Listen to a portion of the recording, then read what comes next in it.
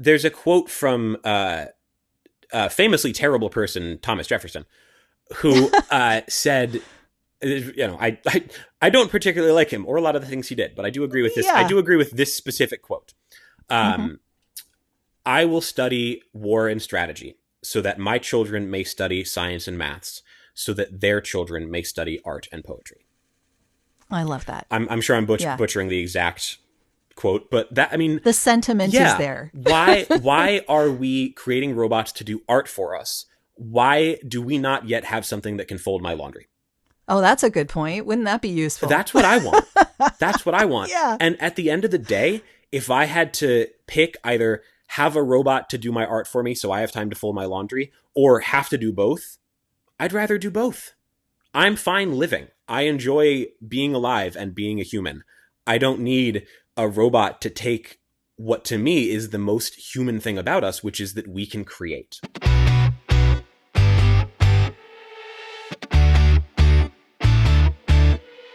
Welcome to Audio Branding, the hidden gem of marketing. Sound plays a more important role in human behavior and our decision-making than you may realize. In this podcast, I'll help you understand the art and science of sound so you can better influence others in business and your life. I'm your host, Jodi Krangle. Let's delve a little deeper.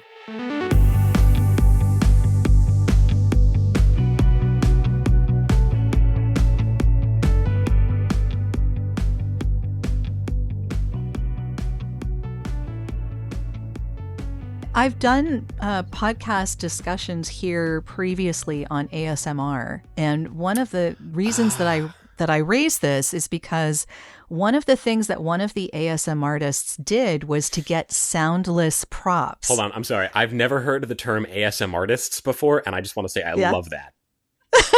I love that. That's what they call themselves. That's amazing. So, yeah.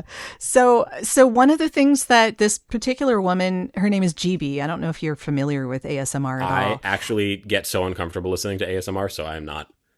Okay. Yeah. If it's something that triggers you in a bad way, then I totally get it. It feels like tickling. It's not like painful. I'm just like, okay. I'm good. Yeah. I think it depends on what you're listening to. Fair. I know for me, when I listen to ASMR that has a ton of mouth noise on it, I'm like, that's my thing. That for me is nails on a chalkboard. But yeah, there's different aspects that you can find. Anyway, one of the things that this woman did was she found a bunch of soundless props. So they were like paper bags that didn't make the same sound because they were made out of film, actually. Yeah, They use those on sets all the time in like grocery store scenes because of the crinkling. That's a big cellophane. Thing in film. Like you don't want actual cellophane because that's enormously noisy. Yeah. So that was an interesting aspect of things that I wondered if you'd used. I haven't, just again because of the price, but It's certainly something that I have in mind, and that like bigger productions I've worked on have used, just not my own personal ones. But it's definitely.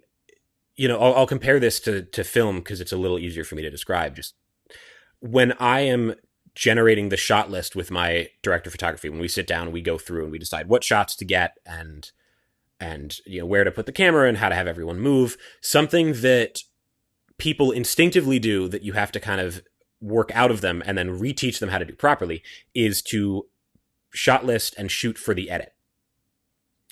To have how it's going to play out in your mind, but not be tied to it. And it's very similar on set. You have to record sound and work with the sound that props make and the way that people talk, or rather who's mic'd up in certain shots. You have to work with the edit. You have to have that somehow in your mind, because you, the director, are the only one who really knows what it's going to look like when it's done. And so not just with props, but again, if you have a wide shot and multiple people are talking at the same time, which one do you point the mic at? All of these kinds of questions. It's a challenge. It's certainly a challenge, and sometimes you get it wrong. But oh yeah, definitely. I imagine that it's hard to figure out how it all fits together unless you're the director and you have that vision in mind. Absolutely. So yeah, so I guess people on set just need to be comfortable with letting you have the reins, because so yes and no. It's something that I often overlook when it comes to sound actually is the pre-production aspect of it. Okay. What pre-production would you do? So that's the question. Yeah. When a misconception that a lot of people have about film is that when you get to set, that's where all the creativity is happening. And that is not true at all. There should be very little creativity happening on set, actually. It should all have been planned already. And the element of sound is something that's very overlooked, because you plan for where to put the camera, you plan for how to light, but you don't really, or at least, I mean, you should, but I have trouble planning for, okay, who are we going to put lavs on? Where are we going to put the boom? We have to make sure that we get audio of this person saying this line, even though we don't have any close-ups of them, and that's where you get the best audio, because you can get the microphone closest. And one of the things that I've been struggling with, or not, one of the things that I have struggled with and am learning now is to think about sound from the get-go. The moment you write the script and it gets greenlit, whether by myself or by someone else, we have to start thinking about sound, because if we get it wrong, it's way harder to fix than if we get visuals wrong. Yeah, that makes a lot of sense. So planning for that kind of thing, then, so you've pre-planned, you've done the recording, you've done all of the things that you need to do on film and the recording for the audio, and then you have to go into post. Yes. So do you have any particular go-to plugins that you have for your post for audio? As a matter of fact, I do. So I'd love to hear about them. This is perfect, because I think I said before, I'm very much a gearhead, a tech head. I love all my toys and my plugins. I will often jump on very different plugins when I'm doing music versus when I'm doing post audio, and I'll give you both. When it comes to dialogue, first thing I'm going to grab is Supertone Clear, which is a vocal separator. So it'll separate out ambient noise, voice, and reverb. And I can adjust them separately, which has been a lifesaver of a plugin. Then I jump to Nectar, Isotope Nectar, for some compression, for my EQ, for my de-esser, for a gate if I need one. Then I often toss, I think it's Waves CLA3A, for just kind of some smooth compression to even everything out. And in general, on my vocal tracks in a film, that's pretty much it. I try and keep it as clean and transparent as possible, because I don't want it to sound produced. All of that is just to clean up any artifacting, any boominess at certain frequencies, and just to smooth everything out, because in film you have people often going from very quiet to very loud, and you got to just keep everything even. And then to master it, I will often just toss Isotope Ozone on. For reverb, because I often have to add reverb back in, I'll use Neoverb, I think it's called. And that's most of it when it comes to my film work. That's most of what I touch. I don't do, for dialogue at least, a ton of processing. For sound design, I'll often do it in Ableton. For my film stuff, I work entirely in DaVinci Fairlight, which is phenomenal because it is just part of DaVinci, and that's where I do my editing. But for sound design, man, I don't even know if I can list all of the plugins that I use, because there are some really weird ones. Well, you were talking about trying things out and experimenting and stuff. I think most of what I do when it comes to the sound design is outside of the DAW. My absolute favorite thing to do, actually, and I'll maybe we can put a link to this somewhere, but I'll just plug it here, is I put together a sound effects pack that people can download from my company's website that was made using a microphone that picks up electromagnetic frequencies. Oh, that's fascinating. It was really fun to use, because it's, you stick it on your cell phone and you hear all of the sound coming out that, of course, we don't hear. My absolute favorite is the sound of the electronics inside of my computer hard drive starting up. Things that you never... Oh, that would be a good one. It's so cool. And it's things that you never think to record, because you can't hear them as a person. Or I'll take a sheet of metal, I'll stick a contact mic on it, and I'll just wobble it. That's a good one. And don't they use that for thunder? They do, and it's phenomenal. Yeah. And I'll take those and I'll either toss some reverb on them, or I'll often record them at 192 kilohertz, and so I can slow them down and get very fun drones or just very fun hits. I'll toss some reverb, I'll combine some of them, and all of a sudden you have a brand new sound that can be used for something that doesn't exist. That's fantastic. Yeah. I love the experimentation there. That's great. I part of why I got into art is because it's a kind of contradictory part of me, because when I'm on set, I love rules. We have to get this done by this point. If you hand someone a lens, don't let go of it until they say got it. When it comes to post-production, especially with sound, I hate rules. I don't want to do things the way that everyone else does. I don't want to sit down and say, okay, well, this sounds like this, so it has to be this thing that we use. Let's have fun, especially in post, because it's usually just me and one other person. You don't have 150 people on a set. It's, 2, maybe 3 people. And so you get to just say, what if? What if we take the electromagnetic mic and put it on autofocusing camera lens? What's that going to sound like? The answer, kind of like a helicopter. And so, bam, that's great. You have like a sci-fi helicopter sound that's completely original that you got to do yourself. And when people ask about it, you get to share some knowledge. Well, yeah, toss an electromagnetic mic.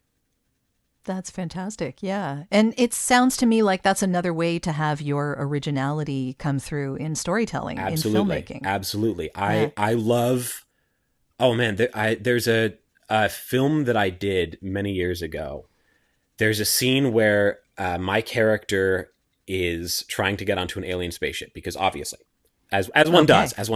Of course. And he's underneath it, and it starts to blast off.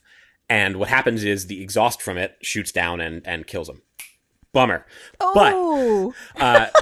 But the not a good way to go. No, there are worse. But there's music in it, obviously. And there's a very low drone that I got off of some sound effects pack. And every other sound effect in it is something that I'm doing with my mouth that I have then processed. So when the engine first goes off, there's what sounds like a bass hit, but it's just this kind of sound that I can do, like, and just pitch down. There's a weird whistle that you can do by humming and whistling at the same time. It's like kind of effect. And then at the very end, when the spaceship disappears, there is this sound that sounds like a cello, which is the one non-mouth sound, and it's I'm gonna butcher the actual name of it, so I'm not gonna try. It's a Mongolian horse-headed fiddle. Interesting. Okay. That I am playing. It's interesting. You don't press down on the string. You actually put your fingernail under it and push up to change the pitch. And so I'm playing the string and slowly going down in pitch, and it's just like almost like a Doppler effect kind of thing. And then I tossed reverb on it, and when people ask about it, I'm able to say, oh yeah, I'm not using a sound effects pack. I'm not, using what you might think I'm using. It's completely original. And that's something that I think a lot of modern day artists who are coming up, like I am, disrespect isn't the right word, but don't pay attention to. Mm-hmm. They see these movies and they say, oh, I want to do it that way, instead of seeing these movies and saying, oh, I like how they did that. Let me find my own way to do it. Yeah, yeah. I mean, not everyone is Hans Zimmer. Like, oh, well, yeah, I mean, I'm trying. Well, I'm working on it, but well, I definitely, yeah, I can see the glimmers of that there. But yeah, he basically rewrote sound effects and music for the Dune movies, the new ones, right? Like that just blew me away. When sound becomes its own character. That always impresses me. So his music is so much a part of the Dune environment that it brings you into that situation. It brings you into the story. It just immerses you in everything that is there. I was watching a video that he made, and he was talking about synthesis, which is something that I love to do. And I have my little monophonic synth over there that I love to make weird noises with. And he started playing something that is the sound you hear at the beginning of Interstellar that I always thought was a wind sound effect, but it's not. It's a synth that he designed. And I was like, oh, that's so... it never really occurred to me that, like, oh, you can just mess with a synth or with a sound so much that it becomes something else. You can completely shift the tone and the meaning behind audio and make it yours and make people think, yeah, this is this other thing, and it's not. Hello, I'm international pianist and founder of Ridley Academy, Stephen Ridley, and you are listening to the Audio Branding Podcast, a place where we celebrate the power of music. If you want to experience that power and harness it in your own life, keep listening. Yeah, it's such a wonderful tool for creativity. It's like magic. That a lot of people don't give enough credit to, as you say. Yeah. Absolutely. And speaking of that, let's talk about the elephant in the room, which is, of course, AI. Oh, God. Okay. I'm excited for this because I have a lot to say. I'm sure you do. Yeah. Yes. I wanted to ask you what your thoughts are on that and how you think it's changing the sound industry and the filmmaking industry, because I'm sure it's having a big effect on both. It very much is. So my older brother, the one I was talking about, is also, he works in the software side of things, and his wife, I believe, has a major or did major at some point in hardware engineering. I've had a lot of discussions with him about this. So I'm probably about a third of the way up the slope of enlightenment of the Dunning-Kruger curve. So I want to make it very clear that I'm not an expert in this. I don't think I am, but I do know some stuff. And it's a very complicated thing to talk about because the biggest issue with it right now is that people have accepted it without actually knowing what it really is. And that's a good point. That's a big thing for me. If I am talking to someone and I am in general kind of against it, but I'll get there. There's some nuances, so I'll get into that. If I'm talking to someone who's for it and they can't actually argue against how it works, like they can't explain how it works, then I'm like, okay, well, not only do I think you're making an ethically bad decision, but you're also admitting that you're making it based off of nothing. So the big issue for me is that people don't differentiate between generative AI and discriminative AI. And I hate the term AI because it's not actual intelligence. Can you explain? Absolutely. Can you explain what those things are? Absolutely. Yeah. But what it really is it's machine learning, and I'm going to try to refer to it as that because it's not intelligent. It's not. So discriminative machine learning or discriminative AI is, imagine I give you 4 photos and one of them has a flower in it and the other 3 don't. And I say, this one has the flower in it. Then I show you another 4 photos, same thing. Over time, you're going to learn, okay, well, that's what a flower is. That's what discriminative AI is. So take a program that can look at an MRI and scan for cancer and detect it faster than we humans can. That's discriminative AI. It is separating and analyzing data sets. Then you get to generative AI. And what generative AI is doing is it's taking these mass data sets and using a statistical model to create something that should look like what's been requested of it. And the very important thing there is should look like it doesn't know. And that's a big deal to me. Oh, yeah. That's the whole it can't get fingers right thing. So you bring that up, and there's someone posted this, and I absolutely love it. It is incredibly ironic and in a weird way beautiful that the thing that AI can't get right is hands. When the first thing that humans did, the very first art we did, was putting handprints on a wall.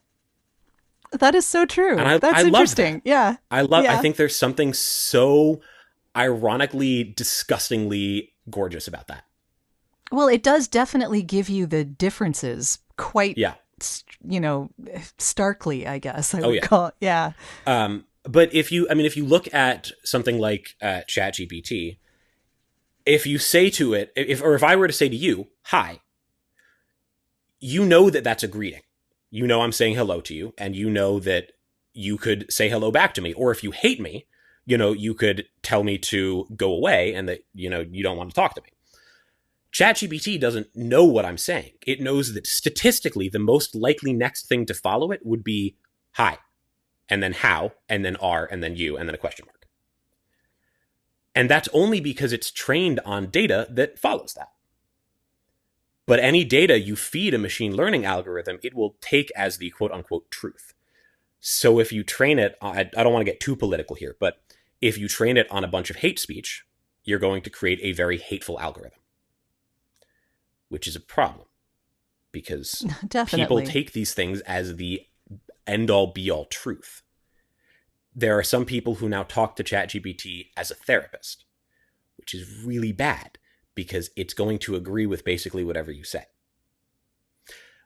Then we get away from that issue into the environmental impact, and AI takes so much energy to run, like an insane amount, specifically generative.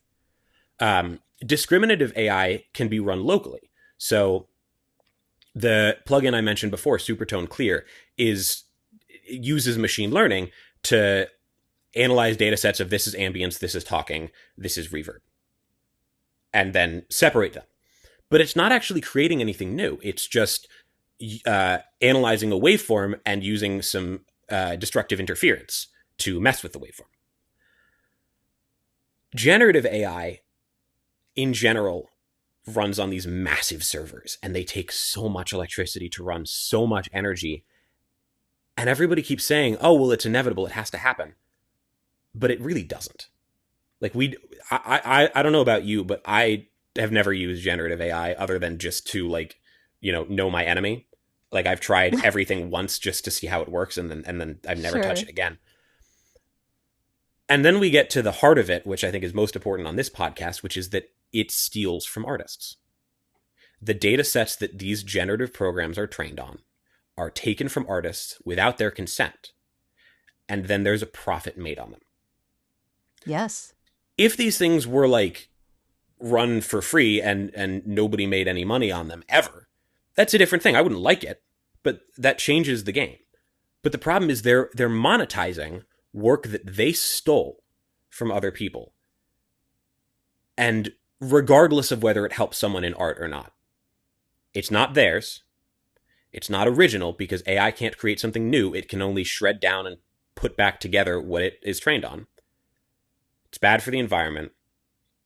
And this is kind of a separate, more personal thing, but my generation, the generation next, are mostly the next one, and not me and the people I know, but the younger Gen Zers have started falling into this idea that they should be allowed to get what they want when they want it. And this stuff feeds into it. When I used to teach at a place near me, I would go on this hour-long rant to every new incoming class about AI. And one of the things that I would always say that I firmly believe, I can't draw for the life of me. Now, I still try because it's fun, but nothing in it is good. If I can't draw, I have two options: practice or don't do it. Because people say, oh, I used AI to make this. You didn't. You commissioned a computer. You didn't do anything. And this idea of oh, well, I want it, so I get it. Part of what makes art so impactful is that we do it, is that it's fun. I don't do film for the recognition. I don't do film so that people will think I'm cool, or really even for the money, though it's nice to get paid because I like to eat food. But I do this. Don't we all? Don't we all, right? But Yeah. I do this art because I love it, because it's fun for me, because it allows me to tell stories. It allows me to communicate, and it just makes my life less boring. And aside from all of the ethics, all of the environmental impact, the plagiarism, you're not doing anything with AI. And it takes the fun out of it. So I don't understand why people are like, oh, I want to make this song, so I'm going to have AI do it for me. Learn. Yeah. Ask. And I mean, you can do that now with a button press. Yeah. I do a lot of visual effects work, and that's also something that's super threatened by AI right now. And people are like, oh, well, you made this in this program, but you could have just had AI do it. I don't want to. I want to do it. I want to make it uniquely mine. And if I use AI, it's not. And also, I'm just obsessed with learning, and AI takes the learning out of it. I'd rather spend hours upon hours going down YouTube rabbit holes on how to work a specific plugin to get a specific sound, using hours of rabbit holes on Serum 2 in Ableton, to make a specific sound than ask AI to do it, because then I didn't do it. And a human didn't do it. And I want to work with people. I love that aspect of what you're doing. And I think that's a great attitude to have. And I think more creatives should have some confidence in the creativity that they're putting out there. Absolutely agree. And not relying on, I mean, like, and I think I just talked about this. The last person that I had on here was a fellow named Stephen Ridley, who is an international pianist and a performer and teaches piano and that kind of thing. And we had a conversation about this as well. And the one thing that I said to him was, I would rather have the AI do my bookkeeping, not write my book. Yeah. There's a quote from a famously terrible person, Thomas Jefferson, who said, I don't particularly like him or a lot of the things he did, but I do agree with this. Yeah. I do agree with this specific quote. I will study war and strategy so that my children may study science and maths, so that their children may study art and poetry. I love that. I'm sure I'm butchering the exact quote, but that, I mean, the sentiment is there. Why are we creating robots to do art for us? Why do we not yet have something that can fold my laundry? Oh, that's a good point. Wouldn't that be useful? That's what I want. That's what I want. Yeah. And at the end of the day, if I had to pick either have a robot to do my art for me so I have time to fold my laundry, or have to do both, I'd rather do both. I'm fine living. I enjoy being alive and being a human. I don't need a robot to take what to me is the most human thing about us, which is that we can create. So true. That's and something, thank you for saying that. Yeah. Because that's the thing. AI doesn't create. It collages. It rips apart other people's stuff, looks at the probability of where certain pixels are, and then tries to put something back together. But not only is it constantly wrong, it's also not creative. That's why I hate the term AI art, because it's not art. It's AI image generation, or it's, AI audio generation. It's not art, and it's just ugly. And it's the same thing with music. I'm not going to ask AI to do some mandolin for me. I would much rather spend the money to go out and buy a mandolin, watch YouTube tutorials on how to play the mandolin, and do it myself, even if it's not perfect, because imperfection is human. Anyway, that's my rant. Generative AI, boo. Discriminative AI, it's okay. Yeah, it has its pluses in that it can save time for some of the things that would be grunt work for us. Right. And I like that aspect of it.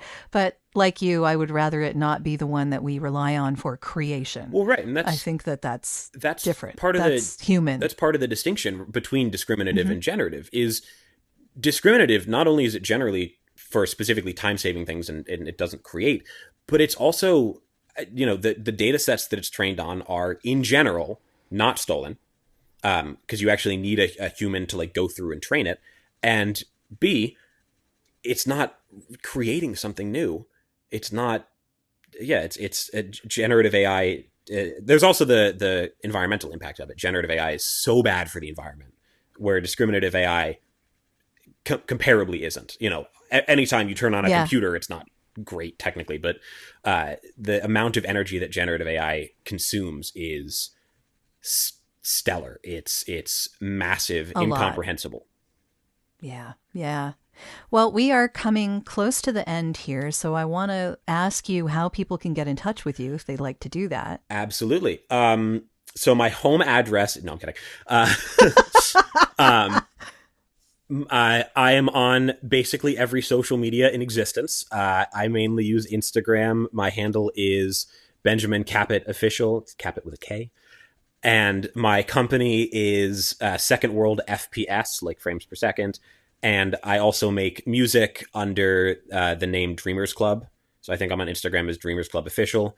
And all of the contacts, info, and stuff is there. I also have a website, benjaminkapit.com and secondworldfps.com, which is where I post all of the films and stuff that I do. Wonderful. Yeah. Well, I think that people can look at your work and see what you've been up to and get a lot from experiencing what you're putting out there into the world. So thank you for that. I have one more question for you. Absolutely. And I want to ask you if you could leave one message about the power of sound for future generations, Oh, goodness. what would that be? I mean, I think I'll speak directly to future filmmakers who Sure. are getting started. And I think my main message is really what I said before, of just don't discount it. Pay more attention to sound than you think you need to. Pay attention to the background audio, even if you need to add more in.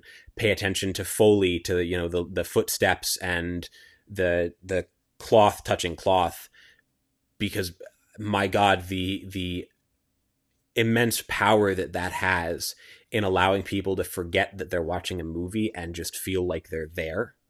It's an indescribable difference to be able to fall into a world of sound and forget that you weren't always there. I love that. Thank you so much for leaving us on that wonderful note. I like that a lot. And thank you for being here, Benjamin. This has been a great discussion. Oh my God, thank you really so much it. for having me. This was wonderful. Well, that's the end of this episode. Thanks for listening. And if you like what you heard, why not tell a friend about this podcast? It's available in all the usual locations. Until next time.